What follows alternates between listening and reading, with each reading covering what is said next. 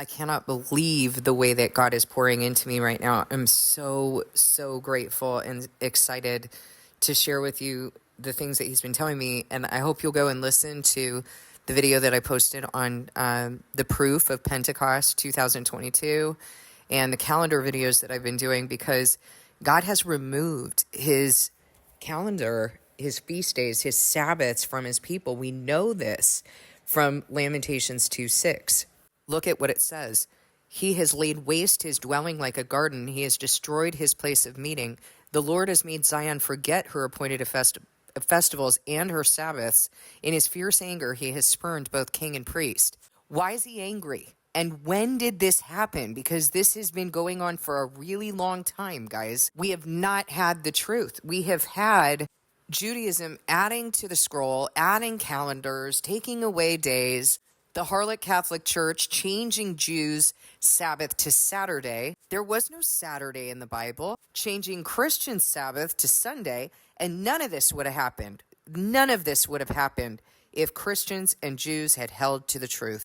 Well, God's doing an incredible thing in this day. He is restoring his house, pulling his people out of the nations and bringing them to truth. But this truth is going to come at a cost, guys. The Antichrist is not going to like it at all. It's going to be very difficult for you to go to your employers and say, okay, between this date and this date, you can't even say like, oh, in February, I'm going to need to take such and such off, because God's months don't correlate to February. You're just going to have to write out a list of dates that you need to take off. And it's going to be very challenging. And eventually, we know that God's people are not going to be able to buy or sell unless they succumb to certain things, unless they bow down to certain things and receive that mark in their hearts. That's where you're going to be justified. It is not a chip. It is not a tattoo. It is not something that someone's going to do from the outside, because nothing from the outside is going to defile you. It's what is in your heart. Anyone can hold you down and insert a chip in you. Oh my goodness, somebody else had control over whether I got the mark of the beast. No, that's not what the word says. It's going to be very difficult for God's people to really live in truth, and you're going to be accused of being a cult. You're going to be slandered and persecuted by people who claim to be doing a service to God. That's what the word tells us. But he is restoring truth, and it's only for a little while longer that you've got to be here, so hold on to it. We are a nation that is recovering from war, and that's what Ezekiel 38 and 39 talk about, that we are recovering from war. And so when that Antichrist rises, he gets this wicked thought in his head that he's going to go after that nation that has recovered from war. Well, what is the war that he's talking about? He's always talked about a spiritual war. He hasn't talked about a war of flesh and blood. In fact, he told us this is not a war of flesh and blood. It is a spiritual war. That's what we would be recovering from, because we are being restored in truth, and we're able to stand in that truth. And you know what? Don't take it for granted, guys. Don't start saying, oh, I wish I was of my parents' generation. Their ignorance was bliss. No, that ignorance means they're not going up in the first resurrection. You have been born at such a time where you have an opportunity to go up in that first resurrection and actually be a priest of God. They won't have that opportunity unless they were martyred, because Revelation 20 tells us that the only people that John sees are those who were martyred and given authority to judge. And don't act like someone who lived in ignorance is going to be given authority to judge. He's talking about the patriarchs. He's talking about the prophets. The seals tell us, seal number 5, how long, sovereign Lord, holy and true, before you avenge our blood? And they were given white robes to wear, and told to wait a little longer until the full number of their brothers and sisters had been killed, just as they had been. This is not the gospel that you have been preached in counterfeit Christianity, but this is the word of God. So God's been talking to me about this calendar.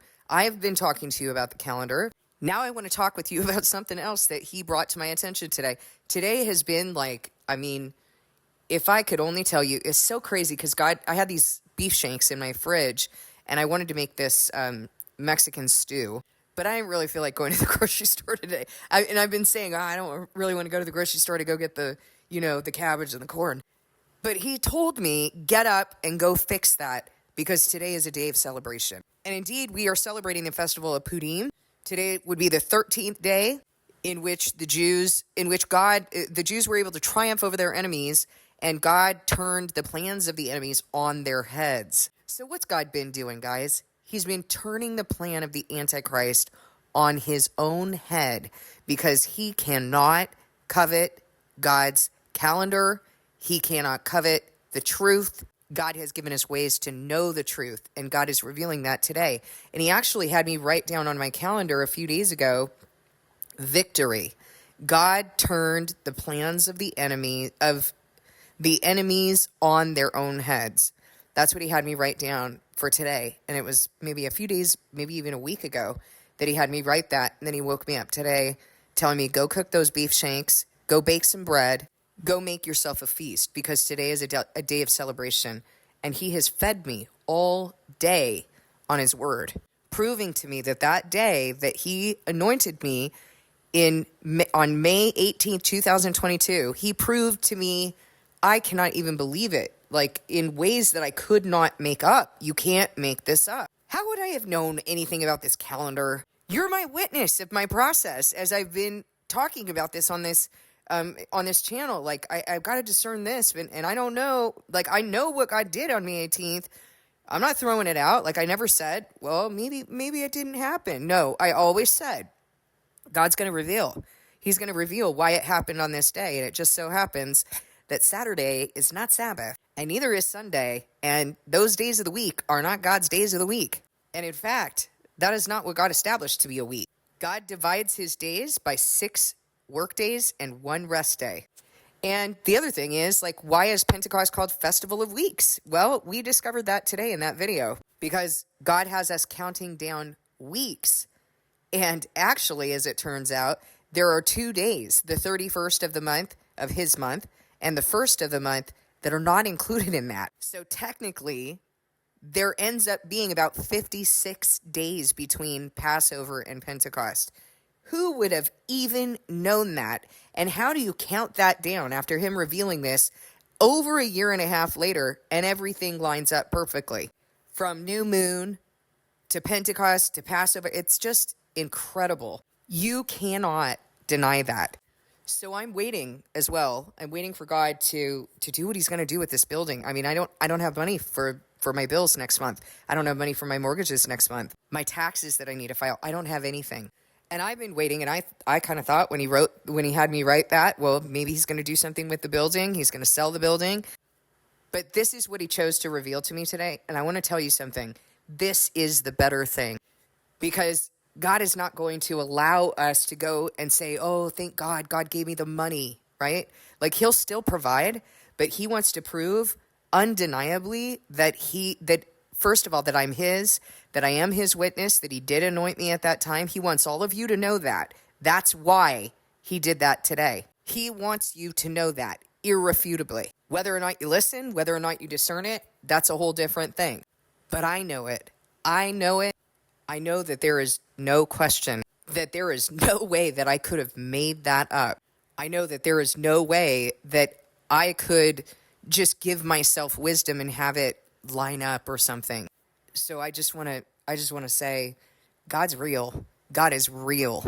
I was talking with my daughter earlier, and she was telling me how she needed to wake up the baby because otherwise he was going to sleep through the night, or he was going to be awake all night. And when she said that, I thought for a moment, because I'm always like challenging what it is that I've believed in this world. And we have to do that because we've believed a lot of lies. And so every time that I hear something like that, I'm like, okay, what would God do? Like, is that something that God established? Does he want us to keep ourselves on that kind of a schedule of sleeping and this and that? And as I was thinking about that, he started talking to me about the rooster crowing when Peter denied Christ 3 times. And I thought, oh, that's interesting. Okay, so a rooster crows in the morning and before the sun comes up.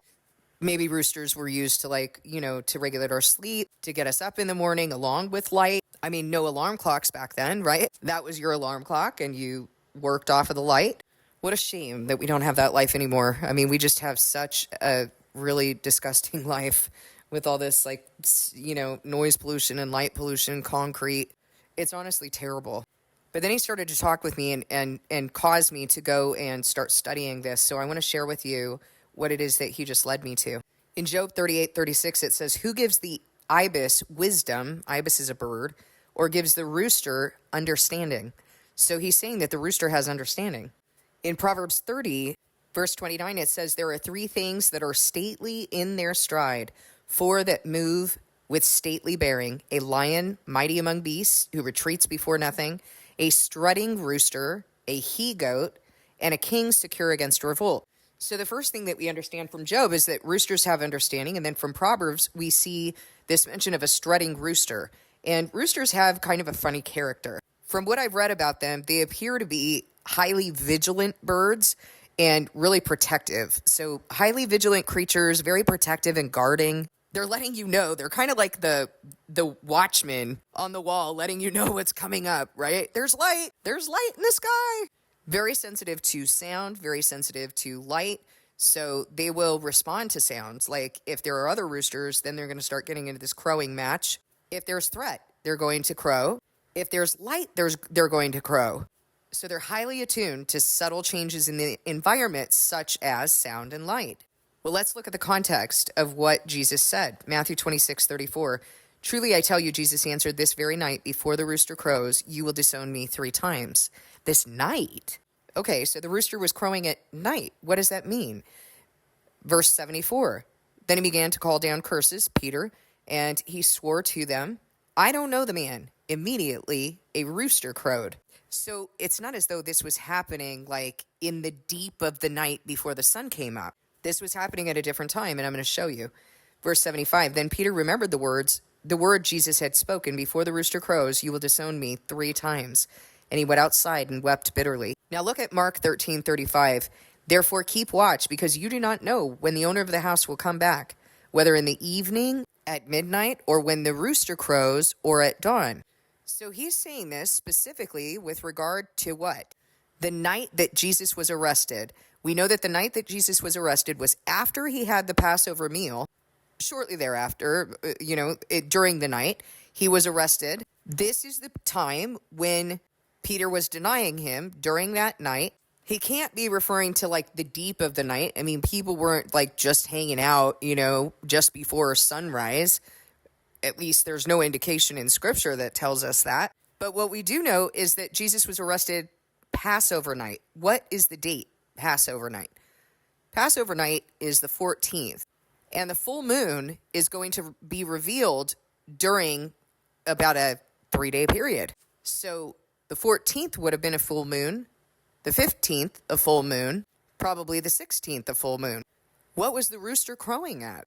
Now they've done studies to see when roosters crow according to the moon. And when there's a dark moon, they don't crow as much. But when a crescent shows up, when some light shows up in the sky, they're going to crow a little bit more. And then they're going to increase their crowing until full moon. And then their crowing is going to wane back down again. So you got the faithful witness in the sky, and you also have this little guy down here who's helping you to know when that light is showing up. Because he's always in the field, and he's always guarding, and he's always vigilant, and God has given him understanding. Who needs technology? God has given us everything that we need. It's not like he's like, well, kind of throw this stuff against the wall and see what sticks. He's given specificity. He wants us to know when that new moon starts. So when the light shows up, the rooster's going to crow. Look at the way that Jesus said this. It was like they knew what time the rooster was going to crow, roughly. They knew that the rooster was going to crow. Luke 22:61, the Lord turned and looked straight at Peter. Then Peter remembered the word that the Lord had spoken to him. Before the rooster crows today, you will disown me 3 times. Before the rooster crows today. So he knew that that was going to happen. God has accounted for everything.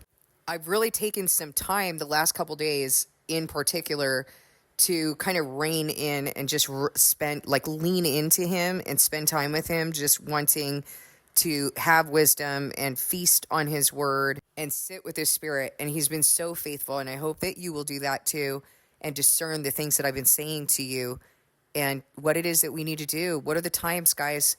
These are the times. I'm telling you right now, there's less than 2 years before the Antichrist is going to rise, and no one will repent after that. You must return to God right now. There is no more time. This is the most important thing that you will ever do in your life. And if you don't do it, you will have forsaken your salvation. You will have forsaken everything for something so stupid and so temporary. Please don't do that. Please take the things that I've said to you and go do a fast. Return to God. Ask him if what I'm saying is true and if I'm from him. Test the fruit. Test the information that I'm giving you. Go and look on the calendars. Count it down. Ask him. I've never said to you that you just need to believe what I've said. I've always been worth my salt to prove to you what it is that I'm doing. Please go discern that with God.